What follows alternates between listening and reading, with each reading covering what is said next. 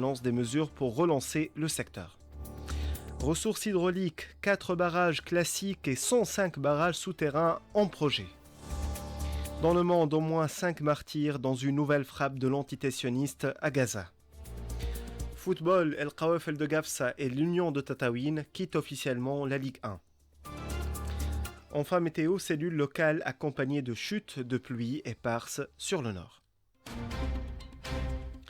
Mesdames et messieurs, bonsoir. Un forum régional s'est tenu ce samedi à Kébéli pour lancer le plan de développement 2026-2030 du 5e district qui regroupe les gouvernorats de Kébéli, Gabès, Tataouine et Mednine. Le ministre de l'économie, Samir Abdelhafid, a souligné que la feuille de route reposera sur une approche participative centrée sur le citoyen avec l'appui des conseils élus. De son côté, le président du conseil du district, Fathi Belhaj, a mis en avant les atouts économiques de la région, notamment ses ressources souterraines. À noter que le 5e district couvre près de la moitié du territoire national, 47% du territoire exactement, pour seulement 11% de la population. L'Institut arabe des chefs d'entreprise a accueilli aujourd'hui l'événement de clôture du projet Tunisie 3.0 initié en 2023 par la fondation Hans Seidel. Pendant 2 ans, ce programme a soutenu des initiatives portées par des jeunes autour de l'identité culturelle, des dynamiques migratoires et de l'entrepreneuriat. Cette journée de clôture présente aujourd'hui une occasion privilégiée pour dévoiler les principaux résultats du projet. Souhir Daoud, directrice générale de la fondation, au micro de Zain Fers. Nous avons formé plus de 1000 jeunes à l'entrepreneuriat, entre étudiants, chercheurs et porteurs de projets. Nous avons effectué 30 formations pour les enseignants et étudiants universitaires. Nous avons accompagné 15 startups dans leur développement et 5 startups tunisiennes ont été engagées comme prestataires pour le projet. Nous avons mis en place 2 plateformes numériques, donc une sur le patrimoine tunisien avec l'aide de la technologie réalité augmentée et l'autre sur la migration. On a fait 10 ateliers sur le financement alternatif et on a fait une mission de délégation en Bavière où on a pris 15 startups et un incubateur tunisien pour rencontrer justement des startups en Bavière. On a essayé de faire de l'identité tunisienne un levier de création de richesse et de valeur ajoutée. Cette démarche s'est traduite par l'élaboration d'un cadre institutionnel donc qui favorise l'intégration de l'identité tunisienne dans les cursus universitaires. On a créé justement des clubs étudiants thématiques qu'on a appelés CIN, les clubs de l'identité nationale dans certaines universités. On a mis en place un think tank culturel qui regroupe des artistes, des chercheurs, des entrepreneurs et des acteurs de la société civile. Plus de 850 chercheurs et doctorants ont été mobilisés. Coup d'envoi lundi prochain des inscriptions en première année primaire pour l'année scolaire 2025-2026 et ce jusqu'au 31 courant. Sont concernés les enfants nés en 2018 et 2019, jamais inscrits auparavant. Les parents doivent se connecter sur le site officiel www.inscription.education.tn. À l'occasion de la journée internationale des infirmiers, le président de l'association tunisienne des sciences infirmières, Bachir Abdelmaksoud, a réclamé ce samedi la création urgente d'un ordre professionnel et d'un statut juridique pour la profession. Il déplore l'absence de cadre légal malgré la montée en compétences du secteur, où certains infirmiers sont désormais titulaires d'un doctorat. Un forum scientifique réunissant 180 professionnels a été lancé à Sousse pour discuter des enjeux du métier et faire entendre leurs revendications. Le ministre des Transports, Rachid Al-Amri, appelle à une mobilisation collective pour assurer l'avenir de la compagnie nationale Tunisair. Lors d'une réunion ce samedi avec les agents navigants techniques, le ministre a souligné l'urgence de réduire les coûts, rationaliser les dépenses et augmenter les recettes pour surmonter les difficultés financières. La direction de Tunisair et les cadres du ministère étaient présents pour évoquer des stratégies de redressement de cette compagnie nationale. Le secteur hôtelier en alerte, près d'un établissement sur 5 est à l'arrêt. 177 structures touristiques sont actuellement fermées, soit 21% de la capacité hôtelière nationale, selon l'Office national du tourisme tunisien. Sur les 60 000 lits concernés, un tiers est fermé pour des raisons saisonnières, mais surtout des problèmes structurels pour les autres, notamment la mauvaise gestion, les infrastructures vieillissantes et le manque de financement. L'ONTT annonce des mesures de relance, notamment dans les zones phares comme Djerba et Hammamet, incluant des incitations fiscales et des projets de modernisation pour redonner un souffle à ce secteur. Les journées de promotion du tourisme et de l'artisanat à Gafsa se tiendront du 16 au 18 mai. À quelques jours de ce conclave, le ministre du Tourisme tiendra lundi prochain un point de presse pour présenter l'événement qui vise à repositionner la région sur la carte touristique nationale. L'effort sera surtout axé sur la valorisation du riche patrimoine historique et naturel de Gafsa, au moment où la région espère toujours sa reconnaissance par l'UNESCO comme berceau de la civilisation capsienne. Plus de détails avec notre correspondant Lardar Suid. Les journées de promotion du tourisme et de l'artisanat à Gafsa, programmées pour le 16, 17 et 18 mai, feront l'objet d'un point de presse qui sera donné par le ministre du Tourisme ce lundi au siège du ministère. C'est dire l'importance et l'attention accordée à cet événement promotionnel de grande envergure, censé promouvoir et propulser la destination capsienne sur l'échiquier des régions exotiquement attractives et riches en histoire, en vestiges et en paysages.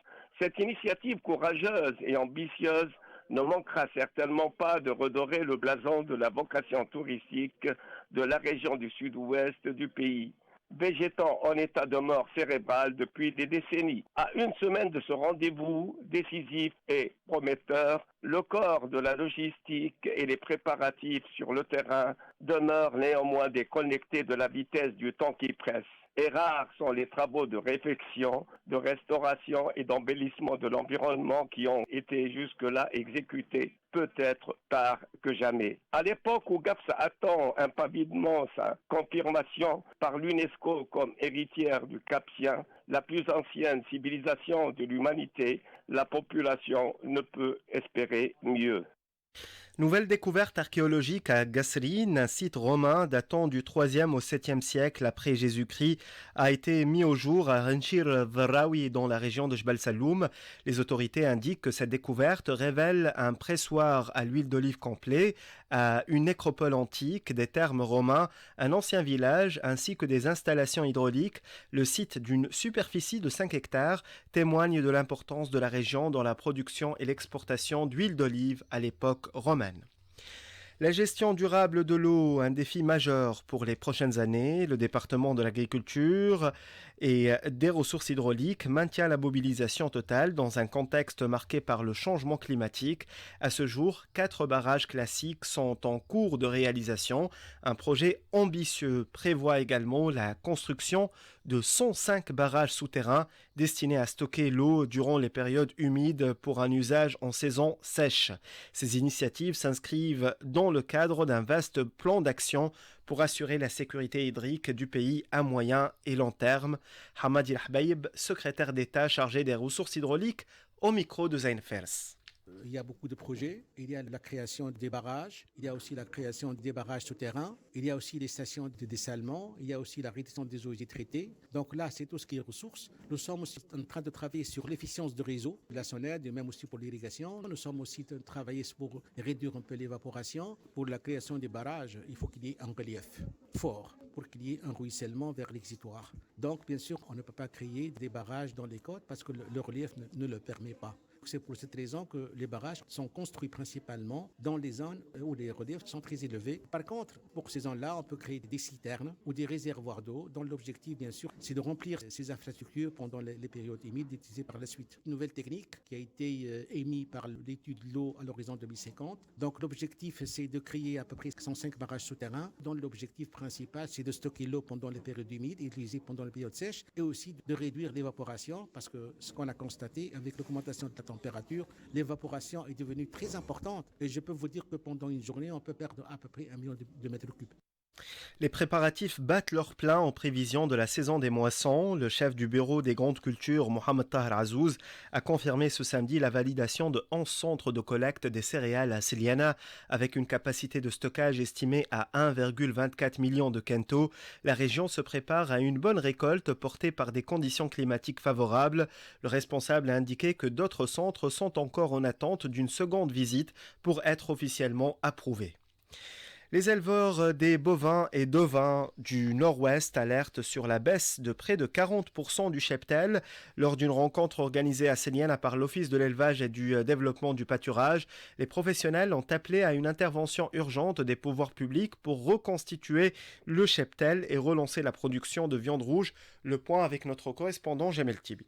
C'est en tout cas ce qui ressort de l'état de lieu établi hier à Célienne lors de la manifestation porte ouverte sur les projections et les opportunités d'investissement dans le secteur de l'élevage organisée par la direction régionale de l'Office de l'élevage et du développement du pâturage. Le rapport établi par cet organisme national fait en effet état d'une régression sensible de la richesse animalière à Célienne de près de 40%, faisant passer le nombre de têtes ovines et bovines dans cette région à moins de 500 000 contre 800 000 il y a quelques années, ce qui a engendré une baisse de la production des viandes rouges, non seulement à Célienne, mais aussi partout dans le pays, où la contrebande a également sévèrement impacté le secteur lors des dernières années, ainsi que la hausse des coûts de production et le manque de fourrage engendré par la richesse qui a prévalu dans le pays lors des dernières années. Aussi, les éleveurs se disent-ils dépités par cet état de lieu inquiétant qui les a privés d'un apport matériel indéniable dont ils profitaient auparavant, mais qui a contribué en même temps à la chute de la production laitière et des viandes rouges. D'où l'appel lancé au gouvernement pour agir vite afin de rétablir la situation et inverser la tendance qui ne peut être que bénéfique pour toutes les parties.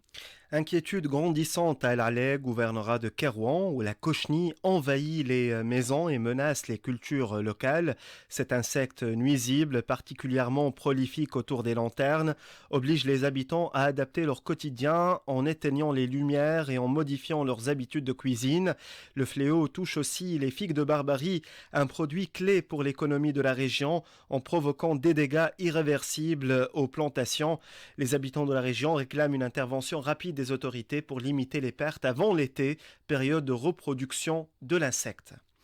Environnement, le Fonds mondial pour la nature alerte sur la disparition progressive de l'huîtrier pie, un oiseau migrateur rare qui hiverne notamment dans les golfs de Gabès, Rar el-Melah et d'autres zones humides du pays. La population de cette espèce est en déclin constant en raison de la dégradation de son habitat naturel, de la perte de ses zones humides et de la pollution dans les zones côtières. À l'occasion de la Journée mondiale des oiseaux migrateurs, les experts appellent à repenser l'aménagement de nos villes pour préserver cette biodiversité qui fait aussi la richesse naturelle et l'équilibre écologique de la Tunisie. Actualité dans le monde, 5 Palestiniens, parmi lesquels 3 enfants, sont tombés en martyrs par des frappes aériennes de l'entité sioniste ciblant une tente qui abritait des déplacés à Gazaville. Cette attaque, menée sans préavis et sans justification, constitue une nouvelle manifestation de l'agression incessante de l'entité sioniste. Depuis la reprise des attaques sionistes le 18 mars dernier, les autorités palestiniennes ont enregistré 2700 martyrs et 7500 blessés. Le bilan total depuis le 7 octobre 2023 est effroyablement élevé, avec 53 000 martyrs et près de 120 000 blessés, une réalité tragique qui témoigne de l'ampleur de la barbarie sioniste. L'Inde et le Pakistan ont conclu un cessez-le-feu immédiat ce samedi, mettant fin à plusieurs jours de violence le long de leurs frontières contestées au Cachemire. La décision, saluée par Donald Trump, a été négociée directement entre les responsables militaires des deux pays après des discussions sous médiation américaine. Dans l'actualité sportive, le Qawaf, le sportif de Gafsa et l'Union de Tataouine quittent officiellement la Ligue 1 de football professionnel à l'issue des rencontres de la 20e journée disputée cet après-midi. Gafsa s'est incliné à domicile, battu 1-0 par l'Avenir sportif de Gabès. Défaite également de Tataouine, dominée de 2-1 par le Stade tunisien. De son côté, la jeunesse sportive de l'Amran a pris le dessus sur l'Union sportive de Bengerden avec une victoire 2-1. Et enfin, match nul 1 but partout entre l'Avenir sportif de Slimane Saint-Germain et l'Espérance de Zarzis. La suite de la 29e journée sera déterminante également en haut du tableau avec 4 rencontres au programme demain dès 15h. Un classico très attendu opposera le club africain à l'Étoile du Sahel au stade de Rades. Dans les autres affiches, le club sportif sfaxien recevra le club athlétique bizartin, l'Olympique de Béja affrontera l'Espérance de Tunis et l'Union sportive de Monastir croisera l'Étoile sportive de Metlaoui. Dans l'actualité culturelle, l'artiste tunisien Ahmed Larbidi, alias Kafan, est décédé ce samedi à l'âge de 43 ans, suscitant une vive émotion dans le monde de la musique et auprès de ses fans. Le ministère des Affaires culturelles a rendu hommage au chanteur qui avait su captiver toute une génération avec des titres devenus cultes. Kafan avait aussi marqué le petit écran par ses rôles dans plusieurs séries tunisiennes. Paix à son âme.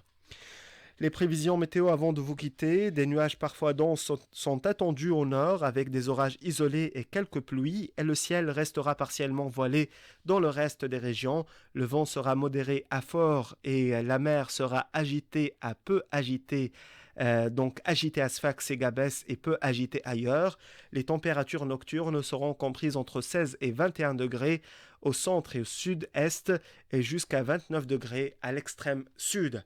Ce journal touche à sa fin, un bref rappel de ses titres. Lancement ce samedi des travaux d'élaboration du plan de développement 2026-2030 pour le 5e district couvrant Kébili, Gabès, Tataouine et Médine. Tunisair, le ministre des Transports exige des mesures de redressement face à des difficultés financières. Secteur hôtelier, 177 établissements fermés en raison de problèmes structurels et de gestion. L'ONTT annonce des mesures pour relancer le secteur. Ressources hydrauliques, 4 barrages classiques et 105 barrages souterrains en projet. Le gouvernement met en place un plan ambitieux pour sécuriser l'approvisionnement. C'est la fin de cette édition, merci de l'avoir suivi. C'était Faisal Lehleli à la technique, Ziad Mahjoub au micro. Bonne suite de programmes sur les ondes de RTCI.